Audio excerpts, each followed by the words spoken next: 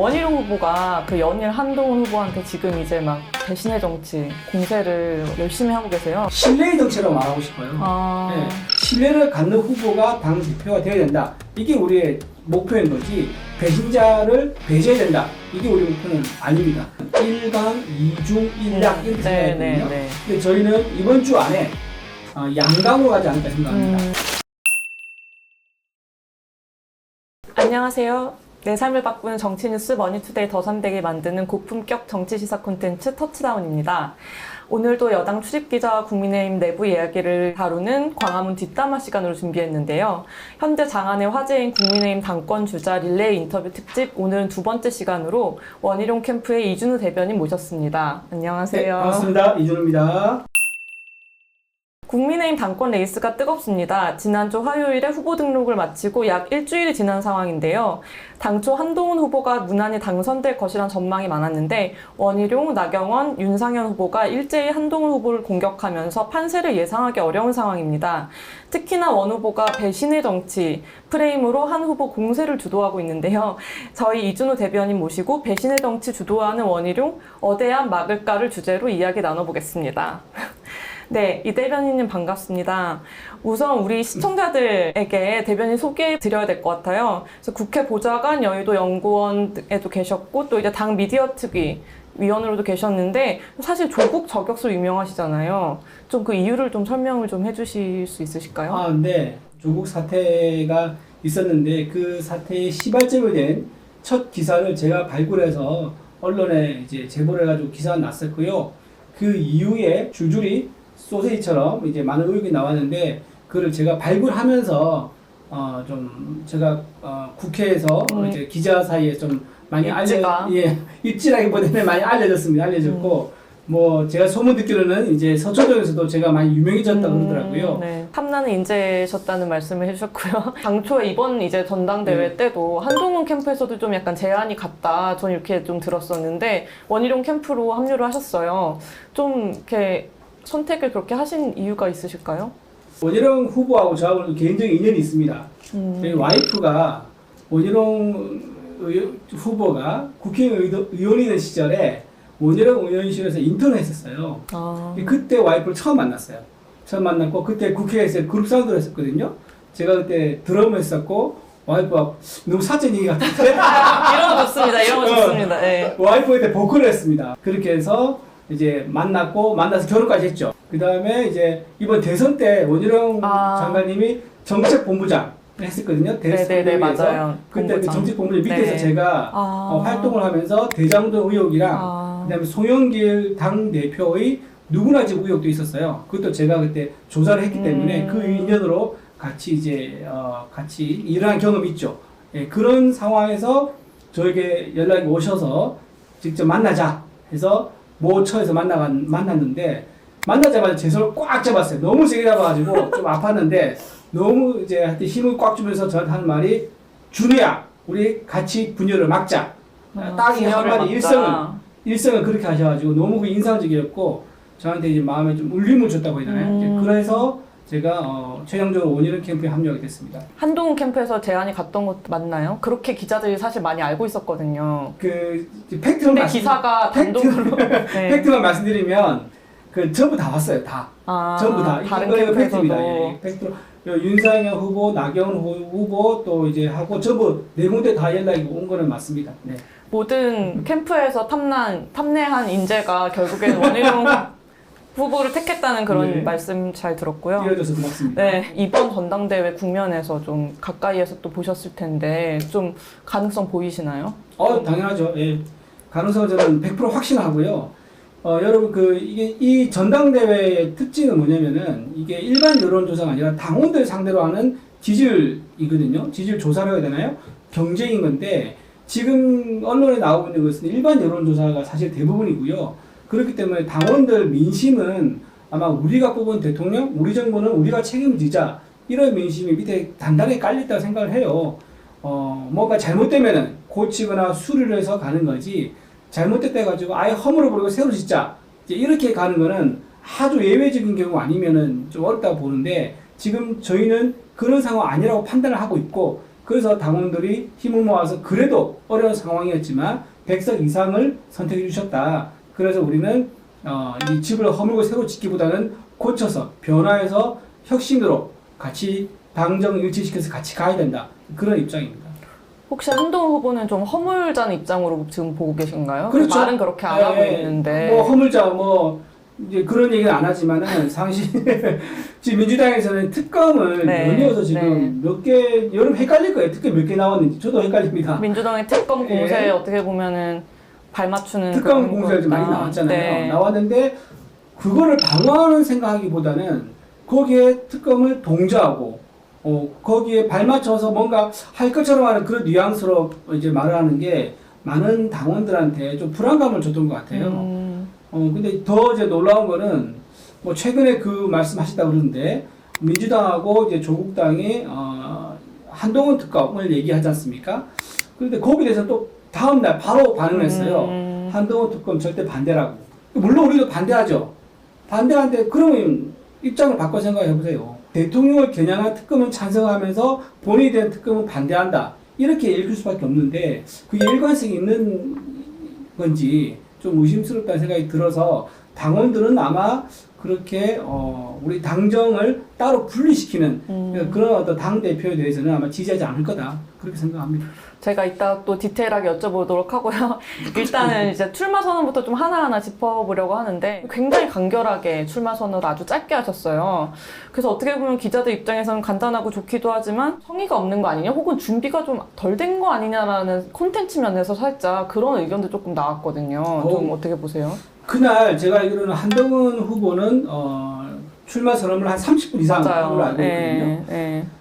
저는 그렇게 봤어요. 본인이 출마하는 거에 대해서 본인도 납득하기 어렵다 보니까 설명을 길게 설득하기 위해서 내가 왜 출마하는지를 충분히 설득하기 위해서는 시간이 길 수밖에 없죠. 설명이 길어지니까. 그쵸. 그래서 출마의 변이 그렇게 길었다.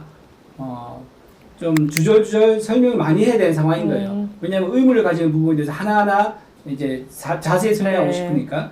반면에 우리 원희룡 후보는 간단하죠. 출마의 명분이 분열은 안 된다. 분열을 막자. 책임 있는 정부를 만들겠다. 우리가 만든 대통령, 우리가 만든 정부니까. 윤석열 정부 성공, 뭐 이러다 다 죽는다라고 그렇죠. 시작을 하셨어요. 그렇죠. 예. 그래서 우리는 아주 핵심 가치가 너무 심플하기 때문에 그렇게 길게 설명할 필요가 없었던 거예요.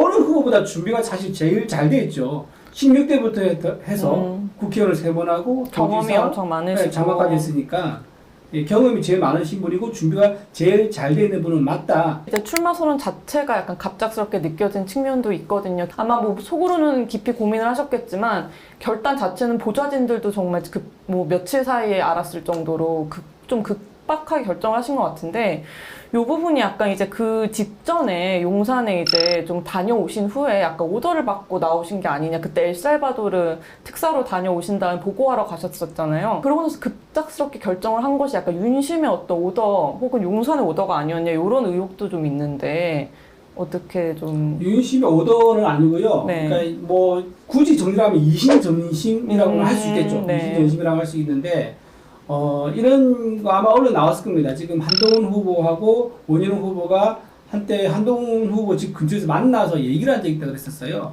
그때 서로 안 나올 거지 이러면서 그래 우리 나가지 말자. 우리가 왜 나가? 지금 아니잖아요 선배님 이러면서 서로 안 나가는 걸로 얘기를 했다 그러더라고요. 그런데 그래서 실제로 원희룡 후보는 안 나간 걸로 계속 갔었죠. 스탠스가. 아무런 조직 정비라든가 뭐 캠프 구성원 이런 거 전혀 안 했었습니다. 안 했고 엘살바도르 갔다 온 거 보고서 잘 만들어서 보고하는 이거만 했었고 근데 사실 그때는 한 후보 측에서는 여러 명의 주변 스태프들이 모여가지고 준비를 하고 있었었지요. 그분들이 지금 그 캠프에 중요한 역할을 하고 있고요.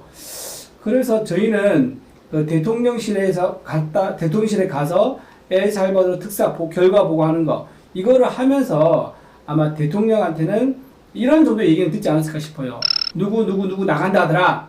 요 정도까지 얘기 들으면서 그 다음 말을 안 했겠죠. 안 했는데 본인이 아마 느꼈을 것 같아요. 뭔가 이 대통령께서 여기서 뭔가 아쉬운 면을 좀 느끼는 것 같다. 내가 채워줄 수 있을까? 이제 그런 고민을 하셨던 것 같아요. 좀 며칠 동안 하시다가. 언론에서도 어대한 얘기가 너무 많이 나왔었어요. 어차피 한동훈 되는 거다라고 하니까, 어차피 한동훈, 오케이. 그러면 한동훈 되고 나면 어떻게 당이 운영될까 이런 생각도 하니까 어대안으로서의 우리 당이 어떤 변화 쇄신의 기회를 놓치는 거 하나, 그리고 그 다음에 당 대표가 되고 나서 당에서 생기는 분열 우려 하나, 이 두 가지가 겹쳐지니까 아마 결단을 내리지 않았을까 그렇게 생각합니다. 네, 제가 말이 너무 아닙니다. 아닙니다. 길고 빠른 것 같은데. 아니에요. 너무 좋아요. 그잖아요? 그 원희룡 후보가 그 연일 한동훈 후보한테 지금 이제 막 배신의 정치 공세를 열심히 하고 계세요. 근데 저는 배신의 정치 이게 아니라 네. 우리는 신뢰의 정치라고 말하고 싶어요. 아, 네. 배신의 정치라는 프레임이 좀 부정적으로 보이고 우리가 그걸 주도하는 것처럼 보이는데 그거는 아닙니다. 그건 아니고 이제 본인이 어쨌든 대통령실과 소통이 없었던 거, 신뢰를 못 쌓고 있는 거, 그걸 얘기하다 보니까 언론에서 그걸 줄여서 배신이라는 단어를 써서 하는 건데, 우리가 배신 정치를 말을 이제 한 건 아니에요. 아니고 우리는 신뢰의 정치 해야겠다. 왜냐하면 대통령하고 신뢰가 없으면 어떻게 당정 관계를 같이 이끌어가겠습니까? 지금 대통령 지지율이 많이 떨어져 있는데 이거를 반대시키는 게 우리 당의 역할이거든요. 그래서 우리는 신뢰를 갖는 후보가 당 대표가 되어야 된다. 이게 우리의 목표인 거지. 배신자를 배제해야 된다. 이게 우리 목표는 아닙니다. 근데 직접 언론 인터뷰에서 배신이라는 용어를 네. 쓰면서 또 몇 번 말씀하시기도 하셔서 오늘 아침에만 해도 막 네. 4개의 글을 페이스북 글을 막 연달아 막 7시 몇 분부터 막 올리시면서 계속 한동훈 캠프에서 많이 올려서 뭐 네, 대응하다 보니까 대응하는 식으로 해서 오늘 약간 네. 이제 온라인상의 격전이 좀 벌어진 측면이 네. 있는데 이게 뭐 공포 마케팅을 이제 멈추고 전당대회를 축제의 장으로 만들자고 이제 한동훈 후보가 말을 한 거에 대해서 지금이 그럴 때냐 민주당원이냐라고도 말씀을 하셨잖아요. 그거에 이제 뭐 배현진 의원도 참전하고 이렇게 좀 됐는데 사실 원희룡 후보께서 굉장히 경험도 많으시고 아이디어도 되게 풍부하신데 내가 어떻게 이 당을 혁신하겠다 개혁하겠다라는 얘기보다는 뭔가 한동훈 때리기에 치중한다는 좀 생각도 들어서 약간 아쉽다 이렇게 좀 생각하시는 분도 있는데 좀 지금 메시지를 낼 때는 네. 다 스케줄이 있는 거예요. 첫 주, 차, 둘째 주차, 셋째 주차 이런 식으로. 그 야구로 치면 이제 1회 말 됐네요. 지난주에 1회 초가 된 거라 저는 보는데 처음에 1등 주자는 지금 한동훈 후보잖아요. 네, 뭐 다 네, 아시다시피 네. 1등 주자가 있고 3명의 주자가 1등과 경쟁을 해야 되기 때문에 1등 주자에 대한 문제점, 왜 내가 나왔느냐라는 것을 설명하는 것도 효과적인데 네. 왜 내가 나왔는 이유 중에 하나가 이제 그분의 가진 단점이 있기 때문에 내가 그 불안감을 해소할 후보라는 것을 내세우는 게 일단 심플해요. 그래서 이제 얘기를 한 거고, 사실 내 후보 전부 다 어떤 비전이나 구체적인 어떤 정책이나 이런 걸 다 안 냈습니다. 다 안 냈고 전부 다 내가 돼야 되는 이유, 상대가 되면 안 되는 이유 이거밖에 없었어요. 아직까지는. 예, 내 캠프가 그건 다 마찬가지 상황인 거고 내일 아마 이제 정책 비전 발표가 있거든요. 그때 되면 이제 구체적으로 우리 당을 어떻게 쇄신시키겠다라는 이제 구체적인 내용이 나올 겁니다. 뭐 잠깐 뭐 소개시키면 우리는 이제 원외 사무총장 있지 않습니까? 지금 수도권 중수청에 대한 우리가 지금 약점이 있기 때문에 중도, 수도권, 청년. 그렇죠. 그죠. 중도하고 수도권, 청년. 특히 수도권이 다 청년과 중도 다 많이 모여있는 게 많잖아요. 그래서 수도권에 지금 원외가 너무 많아요. 네, 뭐 선거 결과 보면 거의 다 지금 다 민주당이 뺏겼기 때문에 수도권 중심으로 해서 원외를 잘 관리해야지 지방선거도 가능성이 있고 대선도 가능성이 있다. 그래서 우리가 내선 공약이 뭐냐면은 원외 사무총장을 모시겠다고 한 거고요. 지금 이게 특정 지역이나 특정 후보를 염두에 둔 건 전혀 없습니다. 이름을 시켜가지고 이제 다음 선거에 대한 관리, 그다음에 우리 그 보수 우파 진지 확산, 이제 이거를 하겠다는 게 원외 사무총장 공약이고요. 그다음에 여의도 연구원. 이 여의도 연구원이 옛날에는 정책 브레인으로 최고 엘리트 기관이었었는데 어느 순간 그 역량이 민주당에서 떨어진다고 평가를 받고 있어요. 그래서 제2 여의도 연구원 신설해가지고 경쟁 체제로 가든지 아니면은 이제 제2 여의도 연구원 중심으로 가든지 하는 그런 방안을 구상하고 있고요. 또 중앙 연수원을 강화시켜가지고 전국에 있는 당원들 교육을 좀 강화시켜서 우리 보수 우파가 왜 집권해야 되고 우리 대한민국 갈 길이 뭐다, 안보에 대한 우리 철학은 뭐다, 이런 것들도 교육시키고 하는 이런 것들이 좀 구체적인 방안이 될 건데 좀 더 세부적인 건 내일 아마 다시 발표할 겁니다. 아, 정책적으로 준비가 충분히 되고 있다고 말씀을 주셨고요. 네. 저는 이제 그런 얘기를 들었거든요. 우리가 알고 있는 윤 대통령과 한동훈 이제 후보와의 그런 이제 갈등, 약간의 이런 부분이 좀 이렇게 지방이나 이런 데선 충분히 알려지지가 못해서 좀 더 알려드리고 홍보하는 차원이다. 그래서 지방 당원들이나 이런 분들에게 이게 이제 차츰 알려지기 시작하면 지지율이 좀 변화가 있을 거라고 좀 보시나요? 저희가 그 피부로 이제 느끼는 건데요. 그 이제 지방에서 계신 당원들 있지 않습니까? 일단 당원들 지방이 훨씬 많아요. 예를 들면 당원 수 잠깐 말씀드리면은 서울에 있는 어느 구는요 당원이 한 2,000명 정도 됩니다. 하지만 경북 상주에는요 12,000명이에요. 6배 차이나요. 이 한 구에서. 이 인구는 훨씬 수도권에 많지만 당원들 수는 영남은 훨씬 많습니다. 비교가 안 됩니다. 그러다 보니까 영남에 가서 우리 당원들한테 설득할 수밖에 없는 거예요. 당원들 대상으로 해야 투표를 하는 거니까. 근데 당원들이 지금 모르고 있는 게 뭐냐면은 사람들이 언론에서 보여주는 그 윤한 갈등 있지 않습니까? 이거를 에이 설마 이렇게 생각하는 되게 많으시다 하더라고요. 당 대표이고 비대위원장이었고 대통령이었고 이런 그 공적인 자리에 최고봉에 있는 분들끼리 서로 아무런 소통 없이 그냥 교감 없이 각각 메시지를 내고 서로 정책을 발표하면서 그렇게 할 리가 없다라고 믿는 거예요. 네. 근데 여러분들 그 상식적이잖아요. 상식적으로 그럴 리가 없죠. 근데 지난 100일 동안요. 제가 알기로는 한동훈 위원장 캠프하고 용산하고 일절 소통이 없었다고 알고 있어요.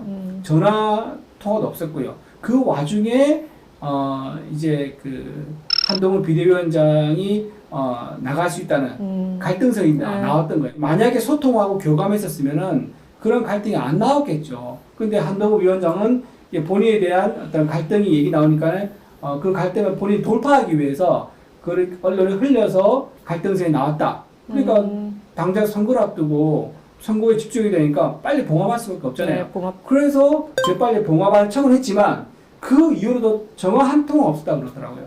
소통이 100% 없었고 총선 끝나고 나서도 70일 동안 전화 한 통 없는 거예요. 그러니까 도합 170일 동안 용산하고 어떠한 통화도 없이 지금 쭉 지내는 거예요. 앞으로 당대표 되면 그 자리에서 소통을 갑자기 하겠다? 사람 관계 그렇게 안 되거든요. 앞으로 관계도 아마 본인이 직접 소통한 일 거의 없을 거고요. 그렇기 때문에 지금 한 후보가 대표가 된다 그러면 이 우리 당에서는 역대 가장 우려했던 2017년 이 재현되는 그런 상황도 심각하게 우려가 되고 2017년 어떤 걸 말씀하시는? 2017년 박근혜 탄핵이 있었잖아요. 그때 그 상황을 우리가 또 우려를 할 수 있는 거죠. 네네네. 탄핵까지 직접 언급을 한 적은 없지만 왜냐하면 그 이제 특검을 지금 얘기를 하면서 그 특검을 결국 타고 올라가면 정치적 공세로 탄핵까지로 분위기를 만들 수가 있어요. 실제 진실 규명과 관계없이.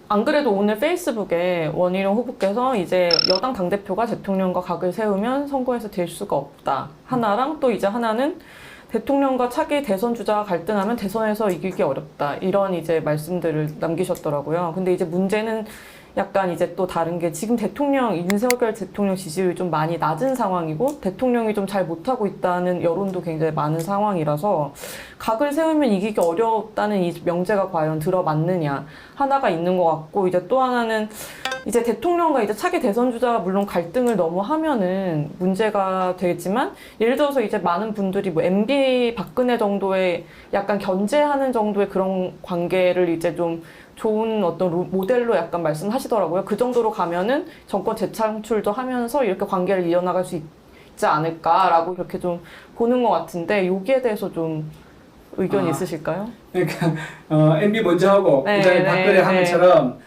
윤통이 먼저 했으니까 그냥 한동훈 되지 않느냐. 약간 어느 정도 갈등 관리를 잘만 하면 정권 재창출이 아예 불가능한 건 아니다. 둘 사이에 약간의 갈등이 있었어도 그 경쟁 속에서 갈등하고요. 정말 갈등 속에서 갈등은 다릅니다. 예. 아까 제가 말씀드렸다시피, 그때 지금 170일 동안 전혀 소통이 없었던 부분 있지 않습니까? 이건 여러분 제가 다 말할 기회가 있을지 없을지 모르겠지만, 들으면 충격적인 4번의 어떤 기회가 있었어요. 소통을 회피했던 구체적인 것들이 그런 상황이고요. 지금 이게 봉합될 수 있는 그런 갈등이라고 저는 안 보는 거예요. 그래서 이게 지금 우리가 분열을 막자라고 하는 거지. 또 하나가 뭐냐면은 지금 우리가 이미 검찰에서 대통령을 지켜야 하는 최초의 사례를 한번 만들었지 않습니까? 영선 대통령을 만든 거예요. 근데 그걸 두 번째 또 만들자 하는 것은 국민들이 동의할까? 우리 당원들이 동의할까? 그것도 퀘스천 마크예요. 왜냐면 이제 훈련받고 검증받는 게 우리 당원들한테 신뢰감을 줄 수 있는 거거든요. 근데 이번에 윤석열 대통령 같은 경우는 사실 누가 만들었냐면은 국민이 만들었고 추미애와 조국 대표가 만든 거예요. 그렇게 해서 된 사례인데 그 사례의 어떤 상황을 다 배제하고 똑같이 그냥 윤석열 대통령도 검찰에서 바로 왔으니까 한동훈도 검찰에서 바로 갈 수 있지 라는 것은 굉장히 아주 나이브한 생각이고 좀 위험한 생각이라고 생각합니다. 그 부분은 대통령 지지율이 좀 낮기 때문에 대통령과 오히려 각을 세우는 게 전당대회에서 유리할 것이다라는 이런 전망은 또 그런 전망에 기대어서 망한 경우가 역사적으로 있습니다. 이해창 총재 시절에 YS 화형식을 부산에서 했잖아요. 그때 YS 지지율이 낮았어요. 그래서 각을 세워서, 그러니까 어떻게 했냐면 차별화를 해서 대통령 정권 창출하겠다라는 게 이해창의 전략이었습니다. 근데 그때 어땠습니까? 차별화됐습니까? 차별화가 아니라 오히려 배신이 돼버렸죠. 그렇게 해서 그때 이후로 10년 동안 정권 뺏겼습니다. 바로 DJ 정부 들어오고 노무현 정부 들어왔잖아요. 예, 그런 식으로 그렇게 우리가 만든 정부를 우리가 스스로 차별화하면서 배신을 차별한 이름으로 하는 것은 성공한 역사가 없습니다. 그래서 이번에 지금 만약에 그런 계획이 있다 그러면 그건 우리 공멸과 자멸의 길로 가는 길이다. 그렇게 말씀드릴 수 있을까요? 지금 나오고 있는 건 여론조사밖에 없어서 이제 그것을 기준으로 또 약간 또 추정할 수밖에 없는데 지금 국민의힘 지지층에서도 이제 한동훈 후보가 50% 이상이 거의 꾸준히 나오고 있어서 근데 그것이 당원 투표랑 어떻게 크게 다를까? 이게 별 이렇게 와닿지가 않거든요. 그렇죠. 좀 쉽게 설명드리면은 국민의 지지층은요 당원이 아닌 사람도 지지층이라고 전화 응답하고 투표할 수 있습니다. 하지만 당원들은요 당원에서 관리되고 있는 번호가 따로 있어요. 그분들은 이제 돈을 내고 행사를 내고 권리를 행사하시는 분들이에요. 이분을 상대로 하는 거거든요. 그래서 일반 시중에서 하는 여론조사는 이분들한테 하는 여론조사가 아니에요. 아까 말씀드렸다시피 1000명을 조사하면 20명 정도밖에 표집이 안 되기 때문에 이 굉장히 현실 당원들의 당심과 여론조사는 괴리가 굉장히 크죠. 그래서 한동훈 캠프에서도 이거를 불안해하고 좀 걱정하는 거예요. 그리고 만약에 윤심이 원희룡한테 있다 그러면은 지금이야 이제 그걸 드러내지 않겠지만 한 3주차 정도 되잖아요. 선택의 순간에 가까워지면 가까워질수록 아마 응집할 가능성이 대단히 높습니다. 특히 영남 중심으로. 그렇게 돼버리면 본인들이 지금 여유롭게 앞서고 있다 생각하지만 뒤집으면 순식간이죠. 영남 지역에는 현역 의원들이라든가 이런 분들이 이렇게 동원할 수 있는 표가 여전히 조직표가 유효하다고 보시는 유효한 거죠? 정도가 아니라 이거 하늘과 땅 차이예요. 아까 말씀드렸다시피 서울에 있는 뭐 A라는 구에 2,000명이 있다고 했잖아요. 수도 적고요. 여기는 느슨한 조직이에요. 근데 상주에 있는 거기 12,000명 있잖아요. 수도 많고 되게 단단한 조직이에요. 여기서 영남에 있는 그런 모든 당협들이 10,000명 정도 왔다 갔다 하는데 거기서 조직적으로 우리 당을 위해서 누굴 밀어야겠다고 해버리면요. 그거는 바람이 확 불어버리죠. 확 뒤집어질 수 있는 한순간입니다. 지금 어쨌든 2위 후보 경쟁도 이제 치열할 걸로 보이는데 이제 원 후보와 나 후보가 이제 여론조사마다 조금 엎치락뒤치락 하는 것 같아요. 그래서 이게 확실히 2위는 굳힐 수 있다고 좀 일단은 보시나요? 저희는 지금 이제 처음에는 1강, 2중, 1약 이렇게 생각했거든요. 근데 저희는 이번 주 안에 양강으로 가지 않을까 생각합니다. 양강. 그러니까 한동훈, 원희룡, 그 다음에 양강 1중 1약, 나경원이 중, 이제 윤상현이 약이 되겠죠. 이렇게 갈 거고요. 지금 뭐 저희가 캠프가 이제 영남하고 TK, PK 오늘 충청도 돌고 있는데 갈 때마다 그 당원들의 열기가 느껴져요. 당의 분열을 막아주세요. 우리 정부를 우리가 좀 지켜서 정권 재창출의 바탕을 만들어주세요. 그렇기 때문에 저희들은 양강 구도로 가는 게 빠르면 이번 주에 일어나지 않을까 생각합니다.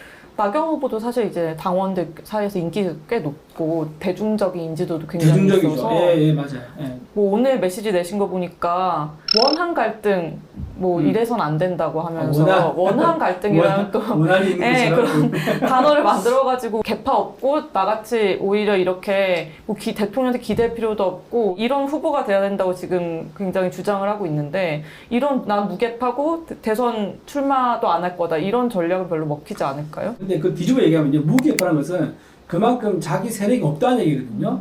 원내에서 108명의 그 원내 의원들을 끌고 가려면요. 자기 사람이 있어야 되죠. 그거 없이 간다는 건 굉장히 순진하고 현실 세계에서 있을 수 없는 얘기예요. 어느 회사나 어느 학교든 간에 반장을 하더라도 자기 이제 반장의 말을 따르는 부반장부터 해서 뭐 총무부장 이렇게 조직화 돼가지고 이끌고 가는 거 아닙니까? 지금처럼 강력한 야당이 있는 상황에서 우리 당내에 구심지 없는 것은 위험한 상황이 될 수 있는 거고요. 또 하나가 뭐냐면 나경원 후보는 지난번에 용산에서 말년대도 전당대회 한번 출마한 적이 있었잖아요. 그리고 이제 개헌에 대해서도 그 대통령 임기 줄이는 개헌을 민주당에서 제안했을 때 그걸 우리는 받아줄 수 있다, 검토 가능하다고 그 얘기를 했습니다. 나경원 후보가. 근데 그건 당원들이 좀 불안해하는 것 같아요. 대통령 임기를 줄여서 저쪽에 유리하게 만드는 선거의 전국을 저쪽에 유리하게 만드는 데 끌려가는 거에 동조할 수 있다는 것은 위험한 발상이기 때문에 당원들은 거기에 대해서 평가를 하실 거라고 믿습니다. 또 나경원 후보는 원외 당대표 안 된다. 지금 이 전장이 지금 국회 안에 있다. 이런 얘기도 많이 하잖아요. 근데 그 나경원 후보는 본인이 그런 말씀은 안 되는 게 지난번에 또 전당대회 나왔을 때 원외로 나온 적이 두 번이 있습니다. 예. 그 이제 나경원 후보와의 단일화 가능성은 좀 어떻게 될까요? 사실 우리가 이거 참 어른들한테 좀 말씀드리고 싶은 건 우리가 나경원 후보의 단일화 얘기한 적이 단 한 번도 없어요. 이제 질문에서 뭐 열려 있다고 하셔가지고 나경원 의원은 전혀 아직 뭐 그렇죠. 근데 그런 조금 입장 차이가 살짝 있어서 우리 어느 날 갑자기 그 기사 막 뜨더니 기사가 났다면서 기자분들이 물어보셔가지고 저희는 그거는 우리 경쟁 후보 열심히 뛰고 있는 후보님한테 대한 예의가 아니다. 우리는 입장을 말하는 게 입장 밝힌 게 옳지 않다라고 해서 답변을 계속 안 하고 있는 그런 스탠스가 지금도 여전히 유효합니다. 그분도 본인이 뭐 어느 후보를 지지하기 위해서 선거에 출마해서 못 있습니까? 아무도 그런 후보 없습니다. 본인이 당선되기 위해서 나오는 거지. 네. 그러면은 아직은 단일화 논의는 무시하고 있을 수도 있다고 전혀 가정은 아직 안 하시는. 전혀 그 나경원 그 후보님의 그 판단을 우리가 존중하기 때문에 전혀 우리가 말을 이제 하는 건 바람직하지 않죠. 그래서 우리가 독촉하는 것도 아니고 우리가 뭐 거기에 의결되는 것도 자체도 우리는 맞지 않다 생각합니다. 그럼 결국에는 이제 만약에 결선 투표를 갔을 경우에 이제 좀 자동적인 단일화 효과를 좀 누릴 수 있는 걸 좀 기대를 결선 가능성이 있죠. 결선 가능성이 있죠. 왜냐면은 한동훈 후보 어쨌든 높은 게 사실인 거고 그게 이제 다 실제 당심은 어떻게 나올지 모르겠지만 현재 이 페이스를 본다면 우리가 지금 양강으로 갈 가능성이 많기 때문에 과반수가 안 나올 수 있어요. 결선에 갈 가능성이 있다고 보고 우리는 그 전제로 좀 준비를 하고 있습니다. 한동훈 후보는 무조건 1차 투표에서 승부를 이제 보려고 하는 전략 쉽지 않습니다. 같고 쉽지 않을 거라고 보시나요? 근데 결국에 만약에 결선에 간다면 네네. 비한동훈 후보로 다 결집을 할 거라고 보시는 거죠? 그렇죠. 예, 그렇게 보죠. 근데 이제 그것도 아닐 거라고 또 보시는 분들도 있어서 이것이 결집이 확실히 될지. 아닌 경우라면 어떤 경우죠?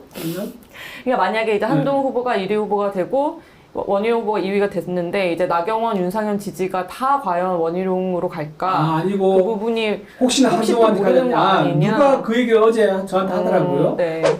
나경원이 만약에 그 후보가 3위가 되면은 열받아서 한동훈 지지할 수도 있다. 오히려 지지 선언을 해가지고. 그럴 수 있다는 얘기 누가 얘기하는데, 그 정치가 그렇게 되지 않습니다.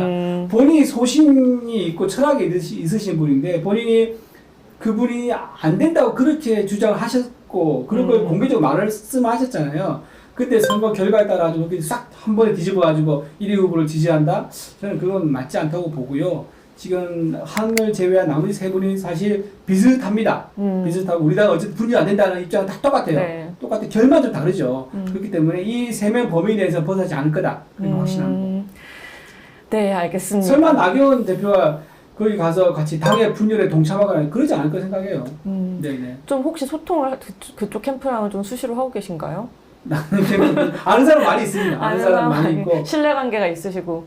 예, 신뢰관계 있죠. 예. 혹시 지금 뭐 새 후보가 약간 협공을 하는 이런 분위기긴 한데 이렇게 뭐 서로 같이 얘기를 나누시고 하는 건 아닌 거죠? 그런 거 있으면 좋겠죠. 그런 게 없어요. 그런 건 아니시고. 네가 이번에 이런 메시지 내, 우리가 이런 거 낼게 이런 건 전혀 없습니다. 없고 정말 각자 캠프에서 자기 철학과 자기 소신을 갖고 열심히 당선을 위해서 달리고 있습니다. 네, 격화되고 있는 국민의힘 전당대회 흥미진진하게 흐르고 있는데요. 과연 신뢰의 프레임이 어떻게 작동할지 좀 지켜봐야 할 것 같습니다. 오늘 여기까지고요. 다음 주에도 전대 특집 릴레이 인터뷰 계속 이어집니다. 시청해주신 여러분 감사합니다. 고맙습니다.